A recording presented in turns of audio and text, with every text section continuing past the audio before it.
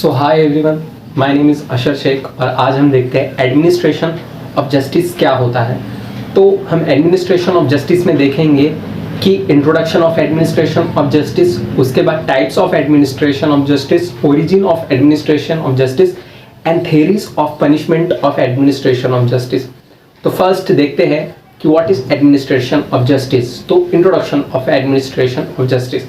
तो administration of justice मतलब administrate मतलब कि मैनेज करना, और justice means to equitable right का इम्प्लीकेशन यानी जस्टिस। तो स्टेट का काम होता है, जो कि सबसे प्रायर काम है, वो है एडमिनिस्ट्रेशन ऑफ जस्टिस करना। ओके, तो उसमें आता है लॉ एंड ऑर्डर मेंटेन करना। उसके बाद आता है स्टेट का काम है कि जो भी बाहर से वॉर हो रही है स्टेट पर, या कोई कर रहा है बाहर से एक्सटर्नल अग्रेशन, तो उसे ठीक करना वो भी स्टेट का काम होता है। और तीसरी बात ये कि राइट्स प्रोटेक्ट करना लोगों के, और लॉ एंड ऑर्डर इन्फोर्स करना। तो ये चीज़ें एडमिनिस्ट्रेशन ऑफ जस्टिस में आएंगी। ओके, सो नेक्स्ट चीज़ एडमिनिस्ट्रेशन ऑफ जस्टिस में आएंगी, वो है types of administration of justice. तो एडमिनिस्ट्रेशन ऑफ जस्टिस के टाइप होंगे, first civil and second criminal. ये दो एडमिनिस्ट्रेशन ऑफ जस्टिस के टाइप हैं।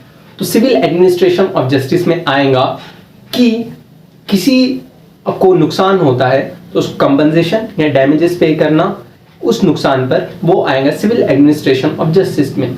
Civil administration of justice private wrong है, और criminal administration of justice is public wrong. ठीक है, ये स्टेट के साथ, अगर आप किसी के साथ क्रिमिनल एडमिनिस्ट्रेशन ऑफ जस्टिस में किसी के साथ क्रिमिनल आप वो करते हो ऑफेंस किसी के खिलाफ, तो वो आता है क्रिमिनल एडमिनिस्ट्रेशन ऑफ जस्टिस में। तो ये दो टाइप्स थे एडमिनिस्ट्रेशन ऑफ जस्टिस के। तो origin of administration of justice, जैसे कि हम एक इंसान है, इंसान का नेचर है कि वो सोसाइटी में सबके साथ रहना चाहता है घुल मिलकर। तो इंसान की ये बेसिक नेचर है। तो क्योंकि वो सबके साथ रहता है, तो रहते रहते ऐसे हो सकता है कि किसी के साथ उसके कुछ कॉन्फ्लिक्ट हो जाए, किसी के साथ लड़ाई हो जाए, तो उस वजह से उसको रेगुलेट करने के लिए हमें चाहिए एडमिनिस्ट्रेशन ऑफ जस्टिस। तो उसमें आता है रेगुलेट करना ऑल लोगों का बिहेवियर। तो उसके लिए सबसे पहले जो प्रिमिटिव सोसाइटी में चीज बनी थी कि आप किसी के पास जाओ या किसी एल्डर की सलाह लो, ये सबसे first method of administration of justice था। उसके बाद स्टेट एग्जिस्टेंस में आया और उसने शुरुआत की एडमिनिस्ट्रेशन ऑफ जस्टिस करने की, लेकिन स्टेट को उतने अच्छे से नहीं करने आए। बट आज हमारे पास मैजिस्ट्रेट है, जजेस है for the administration of justice, तो आज वो हम अच्छे से कर सकते हैं। अगर स्टेट उसका एडमिनिस्ट्रेशन ऑफ जस्टिस ठीक से ना कर पाए तो उसे स्टेट ही नहीं कहेंगे, अकॉर्डिंग टू सैलमन।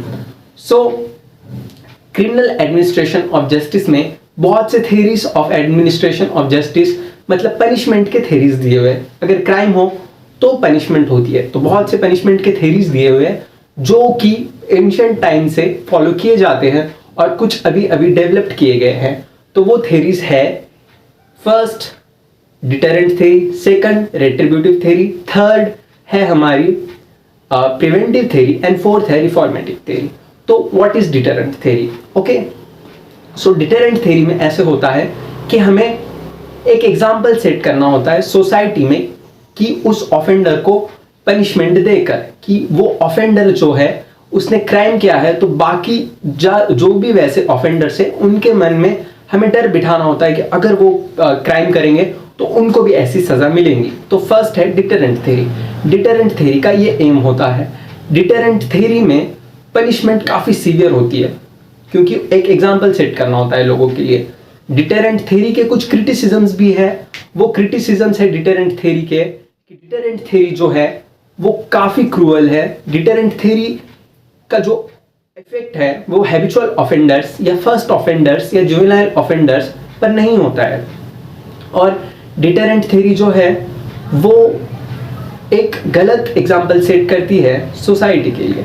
अगर कोई इनोसेंट पर्सन हो तो कोई चांस नहीं है कि वो वापस से अपनी मिस्टेक सुधार सके। Deterrent theory. प्रिवेंटिव थेरी में ऐसे होता है कि हमें प्रिवेंट करना होता है ऑफेंडर को क्राइम करने से। Best method of preventive theory, जो कि सपोर्टर है लोग सारे प्रिवेंटिव थेरी के, उनके हिसाब से है कि किसी ऑफेंडर को जेल में डाल दो, उसे एग्जाइल कर दो, डेथ पनिशमेंट दे दो। ये कुछ मोड्स है प्रिवेंटिव थेरी के। ऑफेंडर को डिसेबल करना, ये मोटिव होता है प्रिवेंटिव थेरी का। प्रिवेंटिव थ्योरी वर्क नहीं करती जुवेनाइल ऑफेंडर्स पर या फर्स्ट ऑफेंडर्स पर। वो एसोसिएट कराती है जुवेनाइल ऑफेंडर्स और फर्स्ट ऑफेंडर्स को हैबिचुअल ऑफेंडर्स और हार्डन क्रिमिनल से। ये उसके क्रिटिसिज्म्स है। थर्ड है रिफॉर्मेटिव थ्योरी। रिफॉर्मेटिव थ्योरी जैसे कि उसका नाम सजेस्ट करता है, टू रिफॉर्म द ऑफेंडर, ये उसका मेन ऑब्जेक्ट है।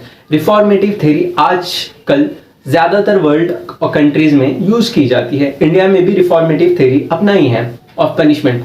रिफॉर्मेटिव थ्योरी को देखा गया है कि वो काफी इफेक्टिव है फर्स्ट ऑफेंडर्स और जुवेनाइल ऑफेंडर्स और जो ऐसे ऑफेंडर्स है जो कि सुधरना चाहते हैं उनके लिए काफी इफेक्टिव थ्योरी है वो। रिफॉर्मेटिव थ्योरी बात करती है कि रूट कॉज ऑफ जो सोसाइटी के अंदर है उनको ठीक करने के बारे में, ना कि उस क्रिमिनल को ही पूरी तरह से खत्म करने के बारे में। क्राइम को खत्म करना ये मोटिव है रिफॉर्मेटिव थ्योरी का। रिफॉर्मेटिव थ्योरी के कुछ क्रिटिसिज्म्स भी है, जो कि है कि रिफॉर्मेटिव थ्योरी जस्टिस नहीं करती विक्टिम के फैमिली के साथ। तो ये वन ऑफ द वो है रिफॉर्मेटिव थ्योरी के क्रिटिसिज्म। और क्रिटिसिज्म हम कह सकते हैं रिफॉर्मेटिव थ्योरी के है कि रिफॉर्मेटिव थ्योरी जो है, रिफॉर्मेटिव थ्योरी से जो हार्डन क्रिमिनल्स है या हैबिचुअल क्रिमिनल्स है उन पर कोई असर नहीं होता। तो ये एक है क्रिटिसिज्म रिफॉर्मेटिव थ्योरी। नेक्स्ट है रिट्रीब्यूटिव थ्योरी। रिट्रीब्यूटिव थ्योरी मतलब एन आई फॉर एन आई और ए टूथ फॉर ए टीथ। मतलब अगर आपने किसी की आंख फोड़ी तो आपकी आंख फोड़ी जाएंगी, अगर आपने किसी का दांत तोड़ा तो आपका दांत तोड़ा जाएगा। सो मुझे गांधी जी की एक बात याद आती है, an eye for an eye makes whole world blind.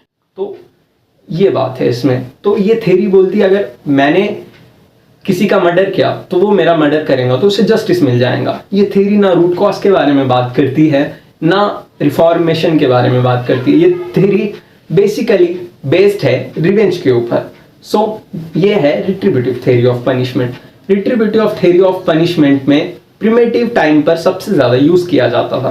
Criticism इसमें ये है कि कितना रिवेंज देना चाहिए प्रोपोर्शनेट किसी को, अगर किसी ने कुछ क्राइम किया हो तो कितना पेन उसे वापस मिलना चाहिए, ये कहीं पर डिफाइंड नहीं है। और इस थ्योरी में अगर हम इसे यूज करेंगे तो रूट कॉज हमें क्राइम के पीछे का पता नहीं चलेगा। रिट्रीब्यूटिव थ्योरी में अदर एस्पेक्ट्स पे नहीं किया जाता है गौर, जस्ट रिवेंज पे ही गौर होता है। एट लास्ट हम कहेंगे कि एडमिनिस्ट्रेशन ऑफ जस्टिस जो है, हॉब्स ने कहा है कि कोई ना कोई कंट्रोल करने वाला एक कम्युनिटी में, रेगुलेट करने वाला पीपल के बिहेवियर को होना चाहिए, वरना वो कम्युनिटी वैसे नहीं रह सकती। सो एडमिनिस्ट्रेशन ऑफ जस्टिस काफी इंपॉर्टेंट चीज है जो कि स्टेट को करनी होती है। एडमिनिस्ट्रेशन ऑफ क्रिमिनल जस्टिस होता है, सिविल जस्टिस होता है। सिविल जस्टिस में भी दो टाइप्स आते हैं। एडमिनिस्ट्रेशन ऑफ सिविल जस्टिस में प्राइमरी राइट और एक सैंक्शन राइट आता है। प्राइमरी राइट तब वायलेट होता है जब, फॉर समझिए, आपने किसी के साथ वैलिड कॉन्ट्रैक्ट किया। अब आपका प्राइमरी राइट है कि वो फुलफिलमेंट ऑफ कॉन्ट्रैक्ट हो, लेकिन कोई अगर वो ब्रीच करता है उस कॉन्ट्रैक्ट को तो आपका सैंक्शन राइट आता है कि आप ब्रीच ऑफ कॉन्ट्रैक्ट के लिए उसे सू कर सको। So that's it. So thank you so much.